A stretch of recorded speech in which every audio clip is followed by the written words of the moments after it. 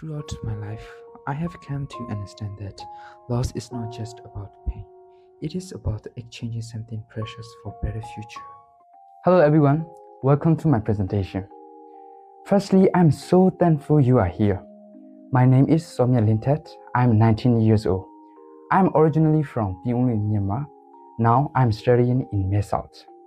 To tell you more about myself, I have 4 family members who are my father, mother, my elder brother, and me. Unfortunately, my mother passed away when I was too young to understand life. Whenever I heard about cancer, it made me want to know about my mom. Actually, in my life, I have always wanted to know about the vice of my mom when she was trying to make me sleep. But I have never known what my mom's vice is. So mostly I grew up with my relatives because my father was a woodcutter and worked deep in forest. That's why I was always missing my father's way back home once every 2 or 3 months. I can even count the times that I stayed with my father when he was alive. But it was not for long. He also left me when I was 12 years old after getting a big injury in his work. However, I was grateful to have my elder brother who is working as a carpenter in Myanmar. But I haven't seen him for almost 5 years because of my country's situations. As a result, I faced financial difficulties and other family problems, and that's made it really challenging to continue my education.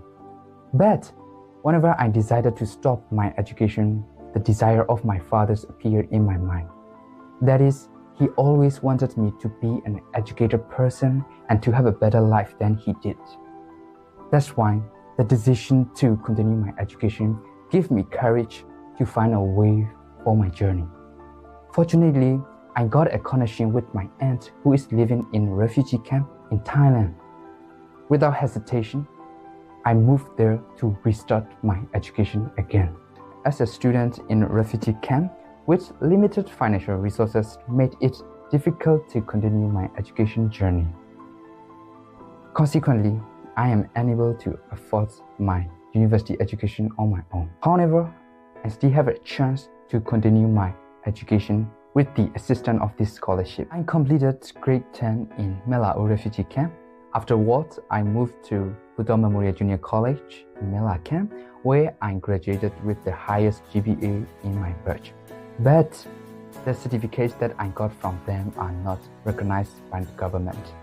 That's why, eager to pursue an internationally recognized certificate, I applied for the Myanmar Higher Education Program where I am now. Throughout my education, I have continued my journey with courage.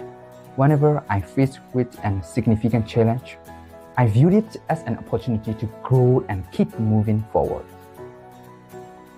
In my community, I have used my public speaking skill as a master of ceremonies and a speaker at various events such as Refugee Days, New Year, and Teachers' Day.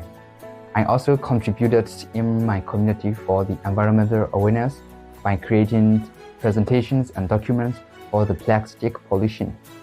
Furthermore, I volunteer as an interpreter for the missionaries who came from Bukit Panjang Gospel Chapel in Singapore. I assisted in communication between nurses and patients in English and Korean languages. As a final thought, there are many underprivileged young people who need guidance to find their paths toward a better future. Of course, I may not be able to change their life completely, but I can offer them the courage and hope they need to overcome their challenges. By believing in themselves, they can create and they can find their strength to embrace the joyful moments that will inspire them to keep moving forward. I truly believe that you are my greatest support in creating the joyful moments and better opportunity for young people. And I hope that together we can make this a reality. And as a last word, thank you so much for everything that you are doing to impact many lives.